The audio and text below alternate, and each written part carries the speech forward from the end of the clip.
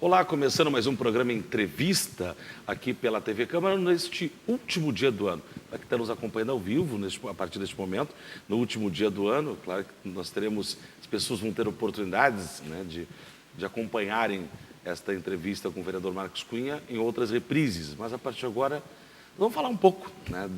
Afinal de contas, estamos fechando 2 anos do mandato legislativo, do mandato do executivo e tivemos um ano importante.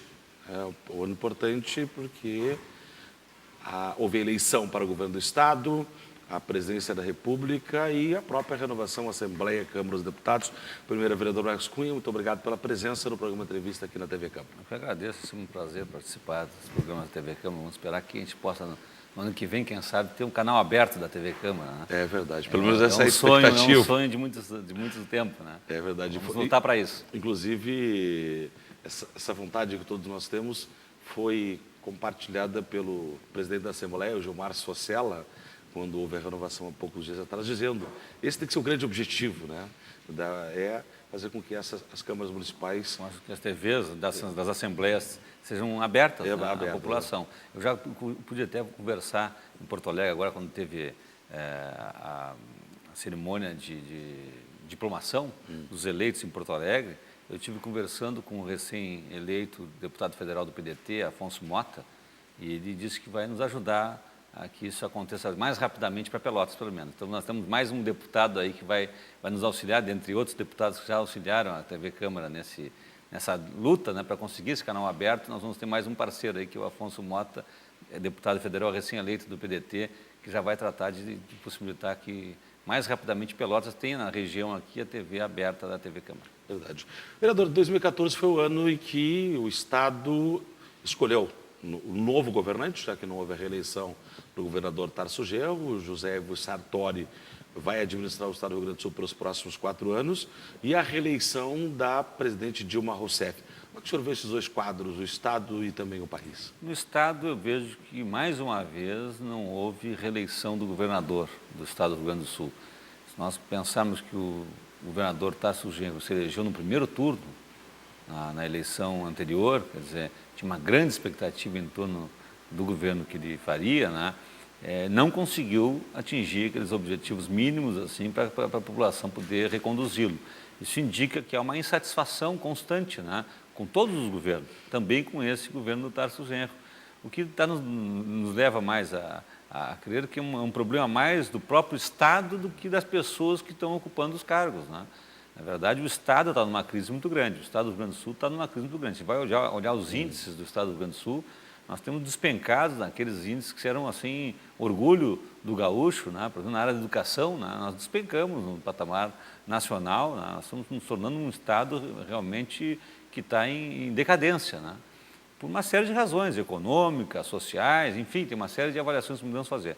Mas eu acho que, claro, quando surge um novo governo, sempre tem novas esperanças aí de que as coisas possam melhorar. O senhor acredita que nessa área da educação, a própria, o piso, não cumprimento do piso, que se trouxe muita a discussão durante o processo, possa ter pesado nesse plano? Sem dúvida, né? O governador Tarso Genro tinha sido o autor da lei do piso, né? Ficou muito ruim, né? O autor da lei do piso depois não conseguir cumprir a lei do piso. Isso realmente é um desgaste brutal, né? Traz um reflexo. Claro, fica claramente uma coisa assim de uma pessoa que não consegue botar em prática aquilo que ele mesmo propôs. Então, eu acho que esse foi o principal desgaste, assim. Claro que depois tem a ineficiência do Estado, problemas outros tantos do Estado do Rio Grande do Sul, que não é desse governo, vem vindo, né? São situações que vêm, assim, a crise do Estado e a crise do Estado do Rio Grande do Sul. Cada administrador que chega ali naqueles 4 anos não tem conseguido reverter isso, é isso que tem acontecido. Então, eles não conseguem ter o apoio popular para uma reeleição, porque a população sempre fica descontente, é sempre aquém daquilo que seria a expectativa em relação a uma administração eficiente, né? Bom, o vereador Marcos Cunha é presidente do Diretório Municipal do PDT. Quem volta ao comando do Estado é o PMDB. O PMDB nacional e gaúcho tem diferenças na própria relação com o Partido dos Trabalhadores. Mesmo não sendo o seu partido, o senhor acha que pode, pelo perfil do governador eleito, acredita que possa ter uma aproximação, ou o Rio Grande do Sul pode ficar afastado e ter dificuldades com a União? A presidente Dilma disse até num dos discursos que ela fez que ela considera o governador Sartori um parceiro do governo dela. Quer dizer, não só por ser do PMDB, o PMDB é o vice da presidente Dilma, né, do PT, mas também pela relação boa que ela tem diretamente com o próprio governador Sartori, que já foi prefeito 2 vezes de Caxias do Sul, saiu com uma grande aprovação de lá. Eu sempre digo, né, o Sartori como candidato era muito ruim como candidato. Um candidato que tinha um discurso deficiente, um candidato que se apresentava com uma série de falhas nos debates, por exemplo, né? Todos dizem, e eu concordo, que o melhor candidato era o candidato do PDT. O Vieira da Cunha foi o que teve a melhor performance, mostrou que era o sujeito mais preparado para governar o Estado, mas não teve aprovação popular, não teve o número de votos suficiente para ir para o segundo turno. O Sartori tinha um discurso muito, isso o próprio Sartori já disse publicamente isso, já disse para o Vieira que o Vieira que fazia o discurso da oposição consistente, na verdade, que ele nunca conseguiu fazer o discurso tão eficiente como o Vieira fazia. Tanto que o Vieira da Cunha vai participar do governo. Né? Pois então, aí a primeira pessoa que o Sartori convidou para participar do governo foi o Vieira. Convidou para participar de qualquer pasta. Ele convidou o Vieira e disse, olha, Vieira, reconheço que tu é o sujeito que está mais preparado para ser governador e te convido para fazer parte do meu governo como secretário. E o Vieira, sendo do PDT, o PDT sendo o partido da educação, não podia abrir mão desse desafio de tentar, pelo menos na área da educação, dar uma reviravolta aí, né? Fazer um trabalho aí que pelo menos ajude a não deixar despencar os índices como estão despencando na área da educação e não deixar piorar ainda mais a situação daqueles que são os profissionais da área da educação. Ele está lutando agora, enquanto deputado federal, já eu sei, eu acompanho, converso com o Vieira frequentemente, nos últimos dias, é claro, por conta até dessa transição, e ele já está empenhado agora em conseguir recursos federais para a complementação do piso dos professores estaduais. Os estados estão em crise, a questão econômica dos estados é muito grave. Então, que pelo menos a União, que tem recursos, possa, elegendo a educação como uma área preponderante, prioritária, né, investir recursos na educação nesse sentido, alcançando para os estados que não conseguem pagar o piso, uma complementação para que eles possam pagar pelo menos o piso. Nós estamos falando de uma coisa aquém ainda daquilo que seria a necessidade dos professores, mas pelo menos o piso para os professores estaduais. Então, eu sei que o deputado Vieira, agora em janeiro já começa a ser o secretário de Educação, ele já está lutando para que isso aconteça, porque dentro das contas do Estado do Rio Grande do Sul, eles entendem que não é possível ainda hoje o pagamento do piso em função das questões econômicas graves que o Estado enfrenta. A condição da presidente Dilma Rousseff, como é que o senhor viu? Olha, eu vejo assim, a nossa região, por exemplo, nós tivemos investimentos públicos aqui, federais, que nunca tínhamos visto antes. Tá? Então, a nossa região, talvez para nós fique mais claro, para nós, para o Nordeste, para áreas que receberam investimentos públicos de monta, como nós tivemos aqui, eu acho que fica mais claro assim, que na área da educação, por exemplo, a questão do acesso à universidade para a população em geral, né, e as bolsas para os alunos poderem estudar fora, o acesso em geral à educação que o governo federal estimulou e também aí os programas sociais todos que o governo federal manteve e ampliou. Minha Casa Minha Vida, por exemplo, acho que também aqui em Pelotas, nós vamos olhar em Pelotas, mudou completamente o quadro. Aqui o IBGE mostrou, nos estudos do IBGE, que Pelotas foi uma das cidades que mais avançou na multiplicação de moradias, né? Então, isso tudo cria um ambiente onde as pessoas se sentem melhor. Os filhos conseguem sair da casa dos pais e conseguem ter a sua própria casa, as pessoas tiveram acesso aos bens de consumo com maior facilidade, porque puderam parcelar e comprar parcelado bens de consumo, puderam ter acesso melhor à universidade, por uma série de programas sociais que o governo ampliou. Então, eu acho que o aspecto geral do governo da presidente Dilma teve avanços, percebeu isso. Claro, nós tivemos aí um grande complicador, que foi a questão do aparecimento e da punição de muitas pessoas envolvidas na questão da corrupção. Mas eu acho que a presidente, no próprio debate político, ela conseguiu, no decorrer do debate político, colocar uma questão que eu sempre entendi para mim. Eu sou formado em História e sou formado em Direito. Então, eu gosto de acompanhar a história e gosto da história do Brasil e estudo a história do Brasil. Eu não vi na história do Brasil, não me lembro na história do Brasil, momento em que nós tenhamos punido tantas pessoas, vamos dizer assim, de colarinho branco, né? Como se usava a expressão antiga, né?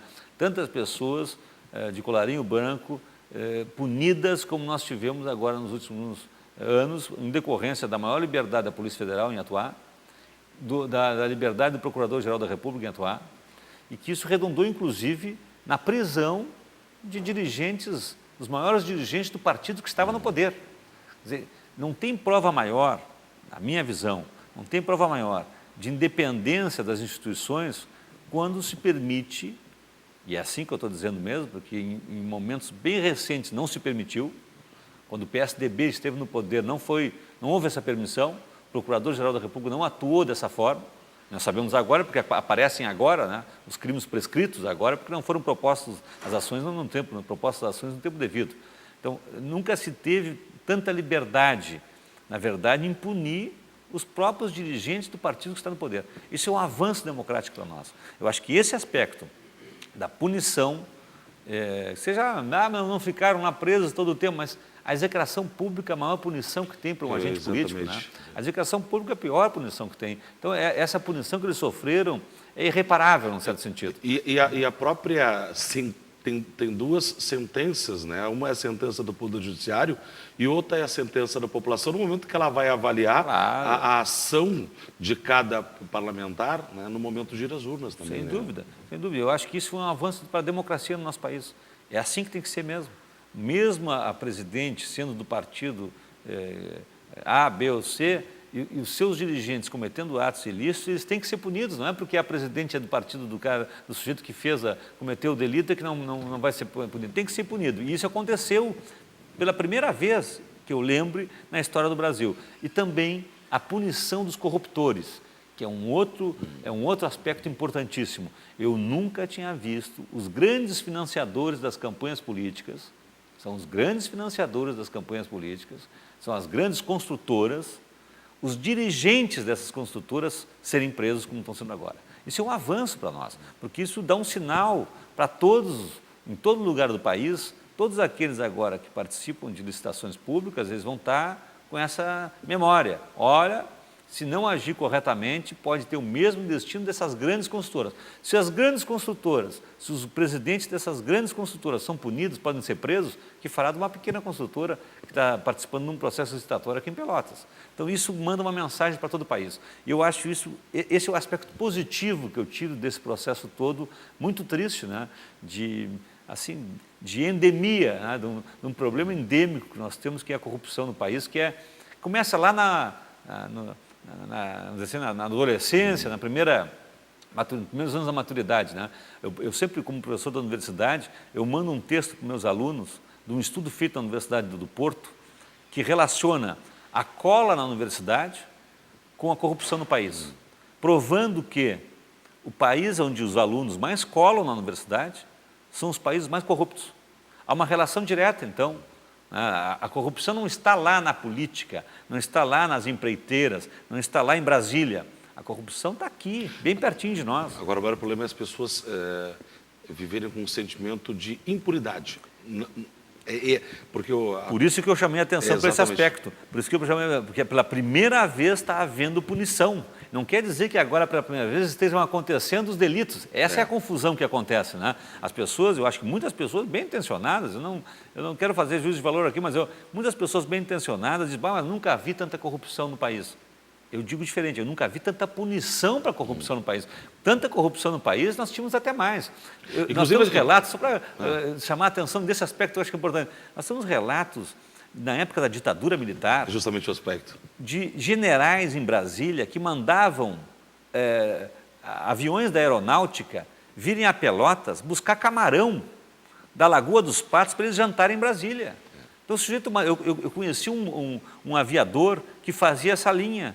Ele vinha de Brasília a Pelotas sozinho, num avião de carga da aeronáutica, parava aqui, abastecia de camarão e levava para Brasília, para jantarem lá em Brasília.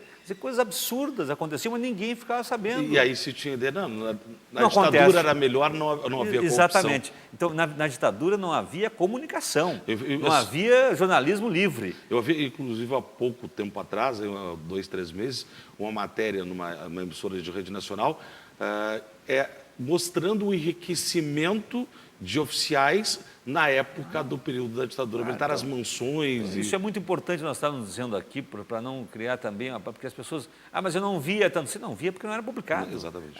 Uma imprensa não livre não pode publicar mesmo. Eles não podiam publicar. Hoje que se pode publicar, claro que também há exageros. A gente vê que também que o sensacionalismo, exageros, criam factoides também, muitas vezes, para poder vender mais jornal. Essa é a deturpação da imprensa livre, né? Nós temos que evoluir mais em relação a isso também.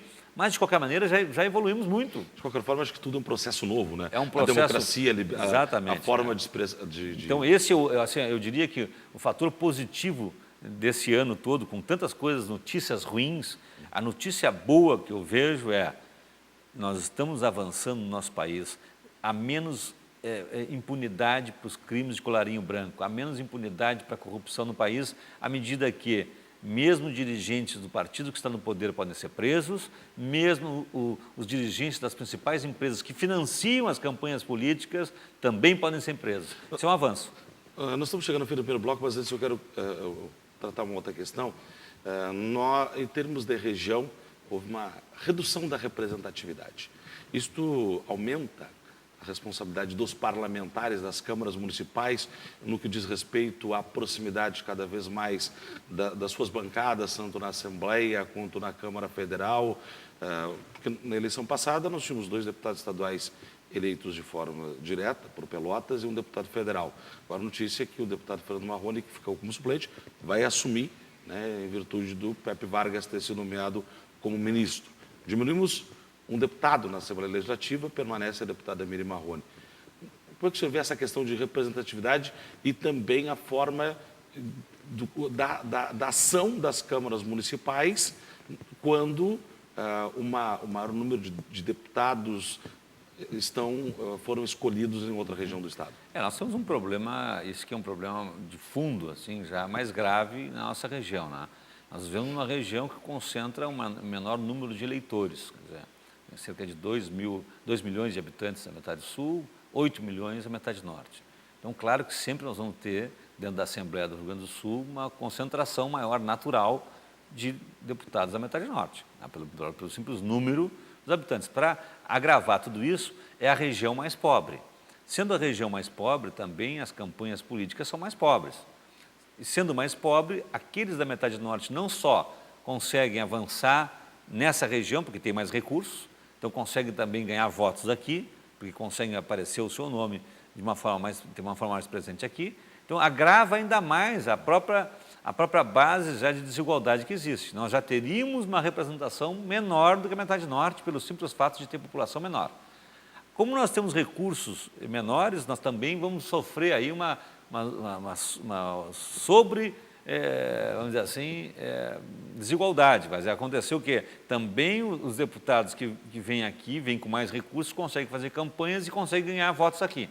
Então, o resultado disso aí já é a baixa representação nossa. Nós temos aí menos população, nós temos menos recursos. As campanhas são muito baseadas em recursos econômicos. Quem tem mais recursos econômicos consegue avançar mais. Essa é a regra do jogo, né, que tem todas essas deficiências que nós estamos dizendo. Então, eu acho que o quadro nosso é um quadro preocupante mesmo. Nós tentamos minimizar isso, Edson, com a criação do Fórum de Vereadores da Metade Sul. O que foi o Fórum de Vereadores da Metade Sul?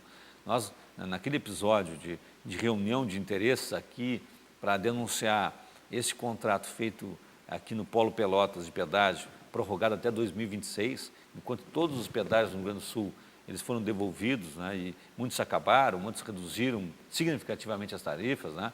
Nós aqui continuamos até 2026, agora foi até anunciado que a partir do dia 2, cada automóvel particular vai pagar R$ 7,40 aqui na praça de pedágio do Polo Pelotas. Os caminhões nem se fala, né, é um absurdo. Nós tivemos relatos aqui nas 4 audiências públicas que fizemos, já mostrando que um caminhoneiro que compra um caminhão novo e vai todos os dias para Porto Alegre e volta, ele acaba gastando mais de pedágio do que da prestação do caminhão. Valores absurdos. Foi um relato aqui de R$ 9.000 por mês de pagamento de pedágio contra R$ 6.000 por mês de pagamento da prestação do caminhão. Então, só para mostrar o dado assim, acachapante. Então, nós, nesse movimento, nós reunimos as câmaras de vereadores da região, criamos um fórum de vereadores da metade sul. E nós queremos melhorar isso. Essa aproximação levou 56 vereadores ao governo do Estado, pedindo o apoio do governador, levando essa reclamação da região, que foi um movimento inédito, dito pelo próprio governador, que nunca a metade sul tinham tantos vereadores se unido em favor de uma mesma causa. Inclusive levou o governador a não prorrogar a praça de pedágio de Barra do Ribeiro, né? Exatamente, também teve esse efeito. Bom, e no final das contas, as pessoas me perguntam sempre, né? E agora, Marcos? Bom, realmente, nós fizemos um abaixo-assinado com mais de 20 mil assinaturas, nós levamos 56 vereadores no governo do Estado, falamos com o ministro da Casa Civil, entregamos o abaixo-assinado para o presidente da República, ingressamos com a ação judicial, que está em tramitação, inclusive do 7 Sul, está em tramitação, do 7 Sergs, melhor, está em tramitação, vamos ver o que o judiciário diz, mas nós fizemos todo esse movimento que ficou muito aquém daquilo que nós queríamos, né? Mas baixou de R$ 9 para R$ 7 naquela oportunidade para os carros particulares. Então, e eu falo também da própria extinção da Praça do Pedágio Barra do Ribeiro, que é significativo também, né? Também, foi um outro, vamos dizer assim, um efeito positivo, mas muito aquém daquilo que nós queríamos, né? Muito aquém. Nós ficamos muito frustrados ainda em relação a essa exploração mas da Praça do Pedágio. Mas que houve uma primeira reação. Houve uma primeira reação, mas, de novo, aí eu digo, o mais positivo de tudo isso, que eu vejo, foi essa percepção dos vereadores da metade sul de que a baixa representatividade ela tem que ser compensada pelo movimento dos representantes da população mais próximos, que são os vereadores. Nós vamos para o intervalo, depois na sequência a gente vai falar mais justamente das ações do vereador Marcos Cunha, quando completa 2 anos de mandato aqui na Câmara Municipal, mas antes a gente vai dar uma passada do governo Eduardo Leite. Depois do intervalo, nós retornaremos com o programa Entrevista aqui na TV Câmara.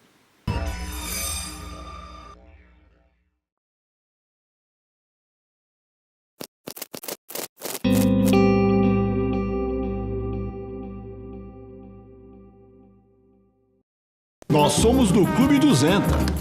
É assim que a gente se cumprimenta. Gostamos de polenta? Pimenta! Mascamos chiclete de menta. No sexo a gente nunca se aposenta. E com camisinha, a segurança Aumenta! Se você é como a gente, tem 50, 60, 70, mas também não aparenta. experimenta! Minha mulher, quer dizer, a presidenta. Sexo não tem idade, proteção também não.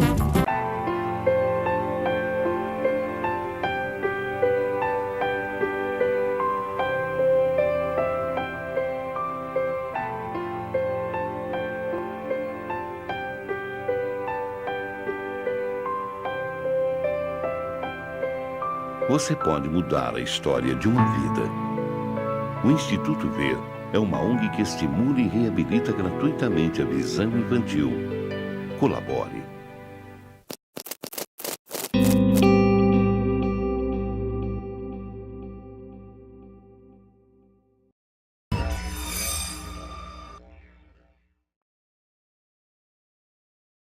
Estamos conversando com o vereador Marcos Cunha. Vereador, antes, nós vamos passar para a gente conversar um pouquinho sobre esses 2 anos do seu mandato aqui na Câmara Municipal de Pelotas, mas antes eu quero saber do senhor o seguinte, que avaliação o senhor faz também dos 2 anos que se completam no governo municipal do governo Eduardo Leite? Acho que também ficou muito aquém daquilo que era a expectativa, né? Criada em torno do nome do Eduardo. Eduardo, um rapaz novo, né? Um entusiasmo que se esperaria, assim, numa administração ágil, que desse uma resposta rápida, né? Isso, nada disso se teve, ao contrário. Acho que nós tivemos a precarização aí dos serviços públicos em geral, principalmente na área da limpeza pública, né? Visivelmente, né? E depois um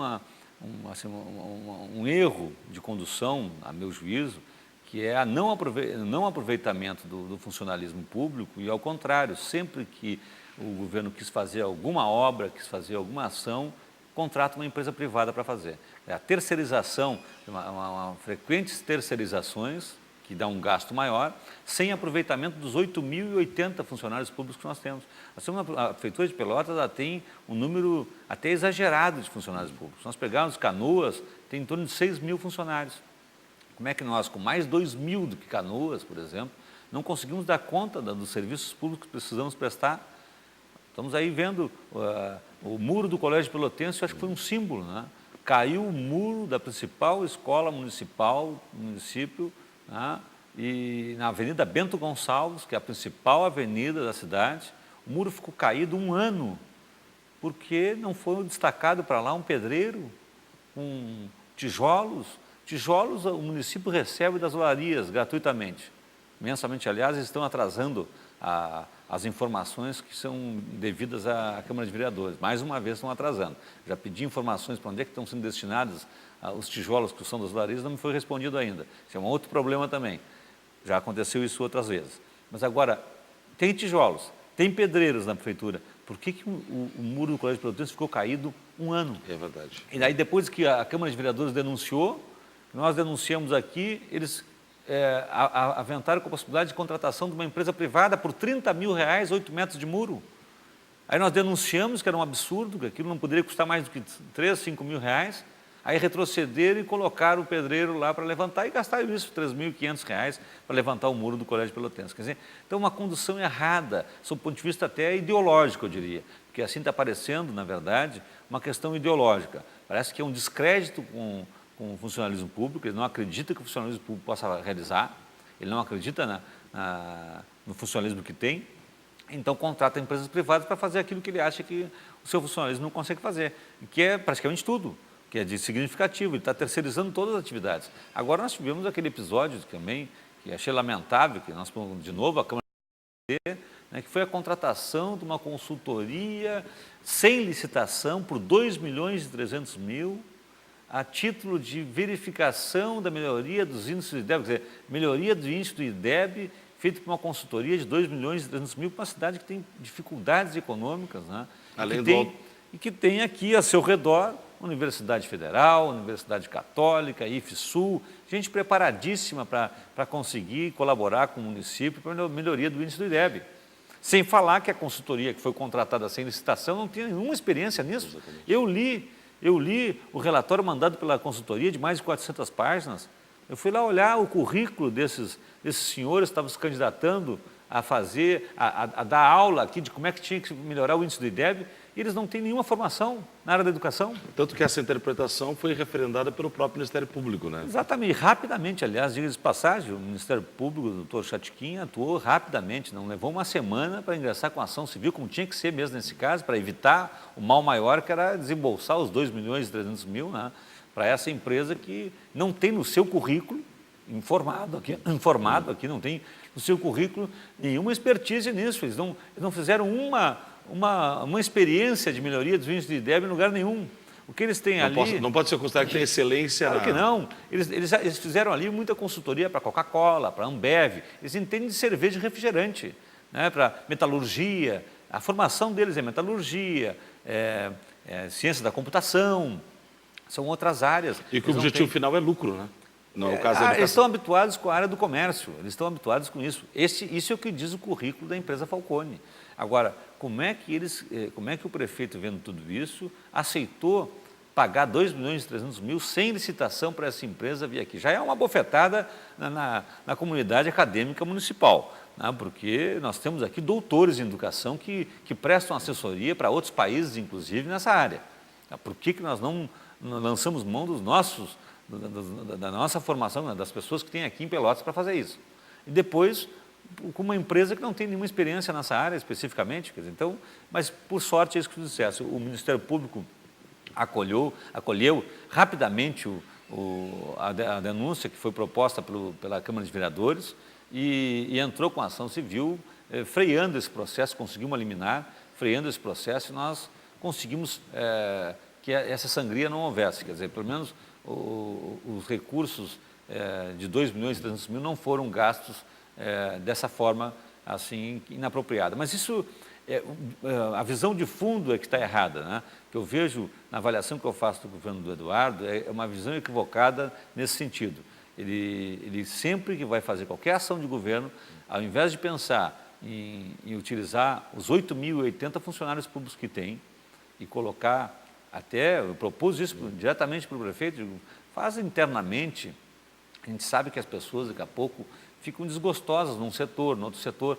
Faz internamente na prefeitura uma realocação dessas pessoas, possibilita internamente que elas possam mudar de setor. Que nós estamos precisando de mais fiscais, por exemplo, nós não temos fiscais na prefeitura. Quem sabe nós podemos pegar aí pessoas que estão descontentes, até subutilizadas aí em outras áreas, e não possam se transformar em fiscais da nossa administração. E assim por diante, claro. Quer dizer, fazer um remanejo, possibilitar um remanejo interno para motivar as pessoas. A gente sabe que tem muitas pessoas desmotivadas no serviço público, mas para motivar nós temos que dar impulso, pegar as pessoas que têm talento para determinadas áreas e motivá-las para que elas possam estar naquelas áreas que elas têm talento.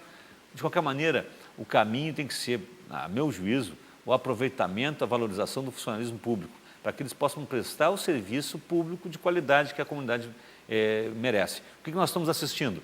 Terceirizações em todas as áreas. No mercado público, quem faz a guarda ali é uma empresa privada, mesmo nós, que tenhamos aí agentes que possam cuidar do patrimônio público municipal, já são pagos para isso. O sujeito que vai tapar os buracos que o SANEP faz é uma empresa terceirizada que vai lá e tapa os buracos. Por que nós não podemos ter no SANEP as pessoas que fazem esse serviço, mesmo que abra o buraco, que tapa o buraco? A própria sinalização da cidade, a repintura em determinados momentos, contratar uma empresa de fora da cidade também. Tudo que se faz, a limpeza pública. A empresa Sersul, inclusive eu denunciei, completamente sem fiscalização nenhuma. Nós pegamos as planilhas, depois de muito custo, nós conseguimos fazer com que a empresa fornecesse as planilhas que deveriam ser da fiscalização da situação. Eles vieram aqui e nos disseram que faziam 6 mil quilômetros de varredura da cidade. 6 mil quilômetros de varredura é ir por mês do Oiapoque ao Chuí e voltar até o Rio de Janeiro, mais ou menos, para as pessoas terem uma ideia. Isso é o que eles estão dizendo, eles estão recebendo por isso. Aí nós vamos pegar as planilhas de controle da população, que a população tem que assinar, a cada 100 metros tem que assinar, comprovando que há limpeza naquela área. O que nós detectamos? Que tem ali a mesma letra, uma pessoa assinando por várias ali, ou como é o caso da Adolfo Fetter ali, que uma só pessoa com o primeiro nome, Aldrovando, ou uma coisa parecida. E essa questão da Sersul, além de todas dessa fiscalização que o senhor mencionava, na prática as pessoas também, porque além dos documentos, dos relatórios, a prática na execução do processo de limpeza e manutenção da cidade tem gerado insatisfações da própria população. Né? Isso está nos custando mais de 1.300.000 por mês. É mais de 1.300.000 por mês que recebe essa empresa terceirizada para fazer a limpeza pública e não faz a contento. E não tem fiscalização. Eles estão recebendo, eles estão comprando tratores para eles, poderiam estar sendo comprados para o município. Nós poderíamos estar nos municiando e melhorando nosso parque de máquinas para poder prestar um serviço melhor para a comunidade. Nós temos gente para isso. Mas por que também na limpeza pública nós temos que contratar uma empresa privada para fazer, se nós temos serviços gerais, pessoas dos serviços gerais que poderiam estar fazendo esse serviço? Ou pelo menos se tivesse a empresa fazendo, mas se tivesse uma fiscalização intensa, né? E que pudesse então fazer com que a empresa funcionasse, seria um outro caminho. Mas eu repito, se nós temos 8.080 funcionários, por que nós temos que contratar uma empresa terceirizada que contrata lá 300 funcionários, nós vamos pagar mais 1.300.000 para essa empresa fazer, e fazer mal feito? Porque a questão toda é essa também, né? Dizer assim, não há uma troca de um servidor público que não faz direito o serviço por um serviço privado que faz direito o serviço. Não, é trocar então, se nós não estamos fazendo direito ao serviço, é por um outro serviço mal feito e caro. Mal feito e caro, quer dizer, a terceirização não tem nos dado qualidade melhor do que aquilo que nós tínhamos antes. Essa é a questão dada de fato. Nós podemos ter serviço público feito por servidor público bem feito ou mal feito. E podemos ter por empresa privada bem feito ou mal feito. O que nós temos tido é empresas privadas prestando um mau serviço. Esse caso da Sersul é claro, ainda por cima sem fiscalização. Então nós estamos pagando no escuro, pagando por um serviço mal feito, no escuro, prejudicando a população. E, de novo, o prefeito não tem dado uma resposta rápida para isso. Né? Nós já denunciamos que não tem fiscais, já denunciamos que não tem a fiscalização. E não foram destinados mais fiscais para fiscalizar essa atividade agora. Né? O serviço público de transporte coletivo é outro caso. Nós temos só 3 fiscais em Pelotas para cuidar de todo o transporte coletivo. Vai haver fiscalização eficiente com 3 fiscais? Não vai haver. E não são poucas as reclamações Não que são chegam poucas reclamações. na própria Casa Legislativa. Né? De novo aí, onde é que estão os nossos 8.080 funcionários se nós temos só 3 fiscais? Se tem só um fiscal para a limpeza pública, são só 3 para o transporte coletivo? Quer dizer, não era de chamar, vem cá, vamos ver onde é que nós temos pessoas que queiram prestar esse serviço de fiscalização e vamos botar a fiscalização, então, eficiente. Pelo menos isso. São 2 caminhos. O que não pode acontecer é o que está acontecendo, que é o pior dos mundos mesmo. Contratam empresas privadas que prestam péssimo serviço, cobram caríssimo e ainda por cima não são fiscalizadas. Bom, nós estamos falando da questão do mandato, a gente já mencionou a mobilização pelo pedágio, a questão da Sersul, de alguns temas que o vereador tem tratado na casa, mas tem 2 que eu sei que não podem, diante de outros que a gente pode mencionar, deixar de recuperarmos. Primeiro, a CPI da Fernando Osório e a atuação durante 2 anos da Comissão de Saúde, né, que tem trazido uma série de dados, tem subsidiado o próprio Ministério Público, ações judiciais. Primeiro, essa avaliação, 2 anos do vereador Marcos Cunha como presidente da Comissão de Saúde da Câmara. Então, eu como presidente da Comissão de Saúde, eu quis fazer da Comissão de Saúde assim, uma comissão ágil, com um trabalho permanente, água mole em pedra dura, né, porque eu sabia que eu ia enfrentar. Eu tinha certeza que a questão da saúde era a prioridade das prioridades, é uma situação gravíssima, que é vida ou morte para as pessoas. Então, eu tinha clareza das dificuldades. Claro que, como eu cheguei no primeiro mandato de vereador e pensando nas dificuldades, eu tomei a precaução de primeiro ouvir bem as pessoas. Né? Então, eu fiz o primeiro ano, nós fizemos reuniões internas aqui de debate com médicos, com enfermeiros, com técnicos de enfermagem, com pessoas que trabalham nas unidades básicas, com a própria secretária de saúde. Nós nos reunimos várias vezes, dezenas de vezes, para ouvir, perguntar, para levantar os dados. Mas, a partir desse momento que a gente tomou o pé da situação, de como é que estava a situação da saúde pública em Pelotas, e detectamos uma situação gravíssima de desassistência em saúde, nós chegamos até a pedir que, se fosse o caso, se fizesse um hospital de campanha em Pelotas, se fizesse uma intervenção aqui federal e se colocasse à disposição da população de Pelotas os 150 leitos que faltam para a população para desafogar o pronto-socorro. A situação do pronto-socorro nossa era, quando eu assumi a comissão, era uma situação caótica de guerra civil. Quem entrasse no pronto-socorro ia assistir um filme assim de guerra. É como se tivessem bombardeado Pelotas e aí a população estivesse lá deitada pelos corredores, dormindo em cadeiras, caminhando com soro pelos corredores do pronto-socorro, mais de 80 pessoas nos corredores do pronto-socorro em Pelotas. Uma situação inaceitável, completamente absurda a que nós vivíamos em Pelotas. Bom, diante disso, nós começamos a buscar as razões para isso. Né? E detectamos a seguinte situação: nós temos aí um problema crônico em Pelotas. Primeiro, as unidades básicas de saúde não funcionam. Elas estão lá, são 50 unidades básicas, mas elas não prestam um serviço adequado de atendimento à população. A população sabe disso e, sabendo disso, não perde tempo. Quando ela quer ver mesmo o atendimento feito com eficiência, vai no pronto-socorro.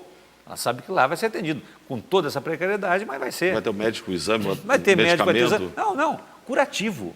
Curativo, porque as unidades básicas em Pelotas não conseguem fazer curativo, porque não tem autoclave. Como não tem como fazer a desinfecção dos materiais, não pode fazer curativo, Edson. Não é uma questão assim de um atendimento mais sofisticado. Não pode fazer um simples curativo. A UBAI, tão decantado a UBAI Navegantes, você não pode fazer uma sutura. Não pode fazer uma sutura por quê? Porque se não pode fazer a desinfecção dos materiais, como é que vai fazer a sutura? Pior, lá na UBAI nós detectamos ainda que as máscaras de oxigênio, elas não são, não é feita a higienização com o detergente adequado, o antisséptico adequado. Então, nós já tivemos relatos lá de pessoas que entraram para se tratar de bronquite e saíram com tuberculose, porque não tem uma higienização bem feita das máscaras de oxigênio. Os medicamentos das unidades básicas, Edson, eles estão submetidos a um calor de mais de 40 graus. Chega agora o verão, eles ficam em salas que não têm refrigeração. O que acontece? O princípio ativo dos medicamentos ele está sendo perdido.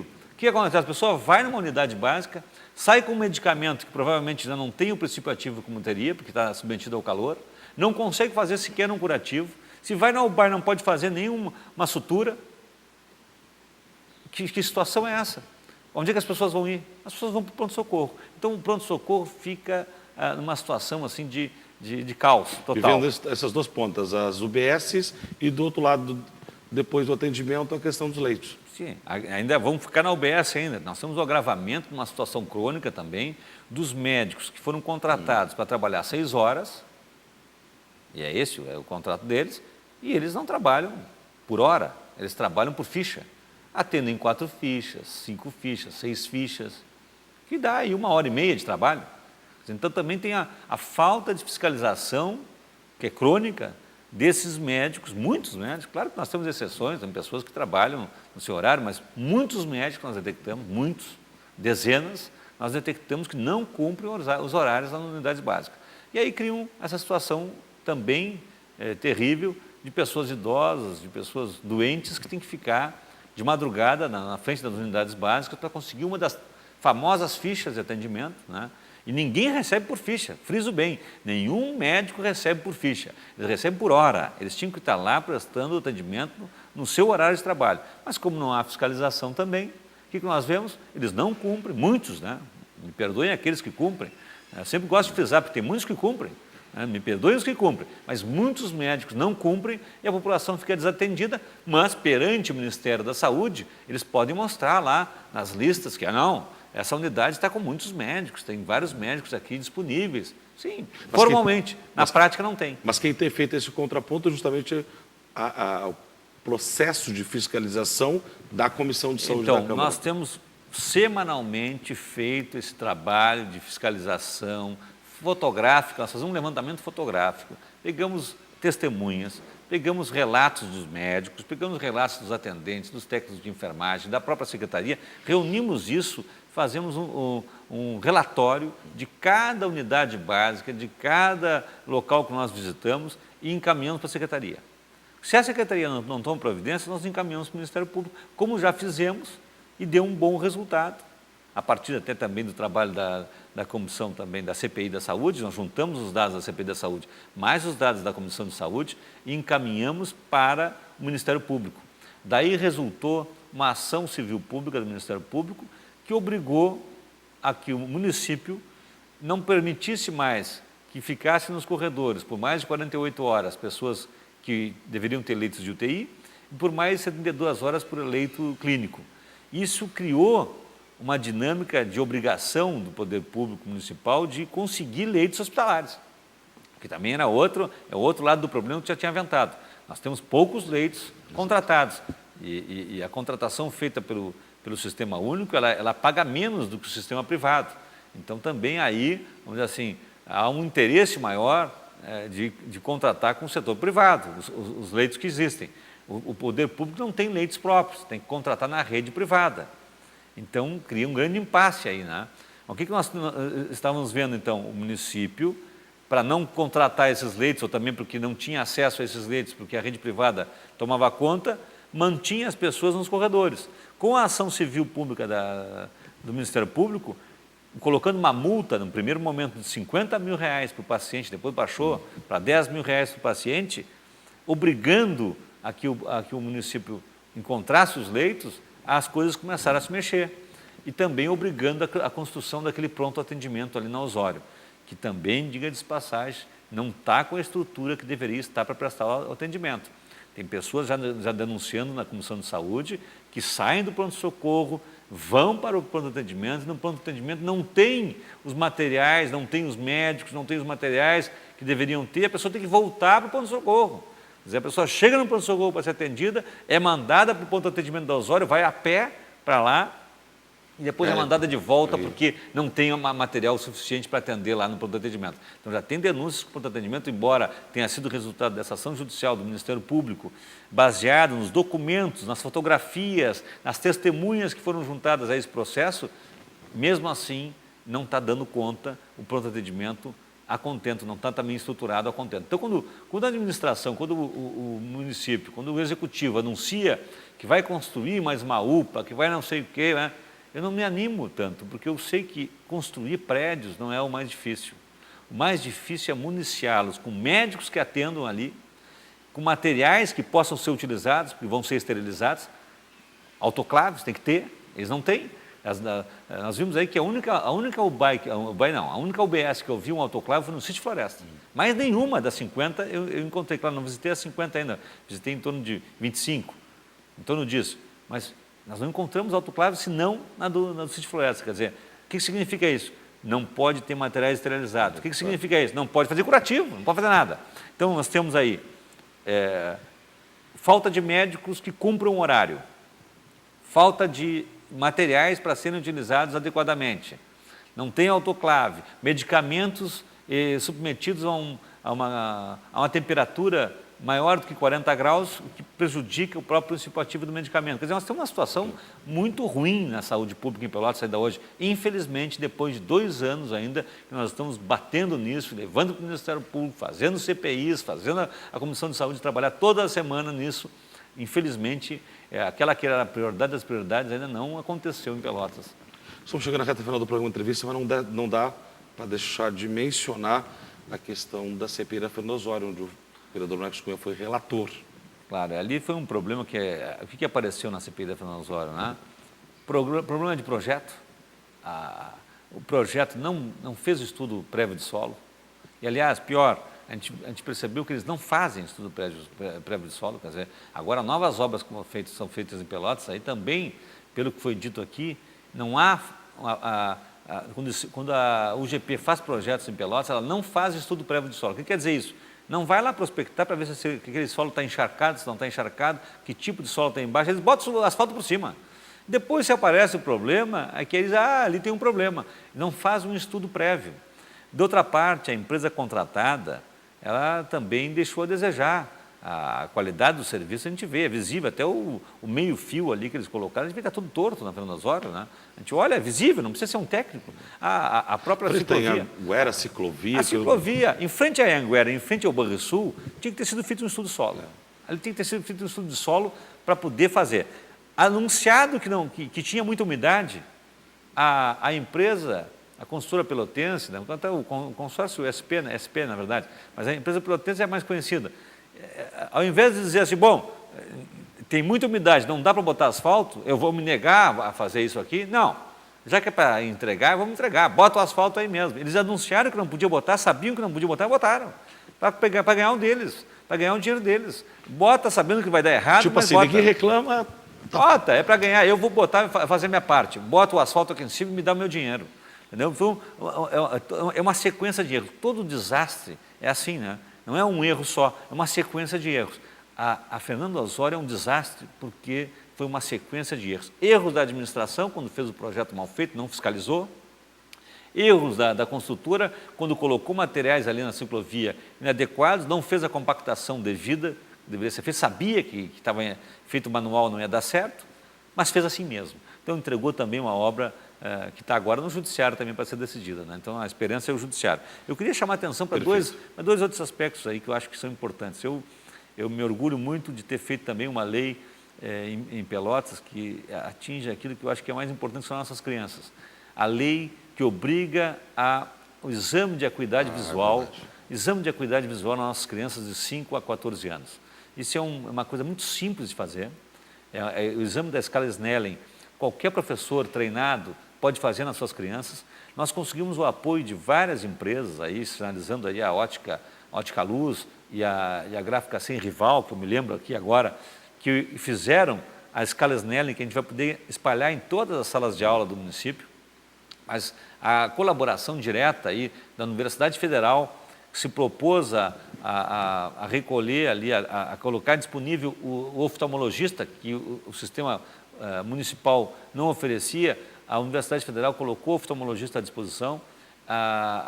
Os professores, nós fizemos uma primeira reunião de treinamento, de capacitação, mais de 100 professores da rede municipal se dispuseram a aprender a fazer o exame da escala Snellen. Eu fiquei encantado assim com a disponibilidade, a gente sabe, dos professores já tem uma carga de trabalho enorme, ganham pouco, mas eles estão aí motivados para poder ajudar as crianças nesse trabalho que envolve aí 15% das nossas crianças. 15% das nossas crianças têm problema de acuidade visual.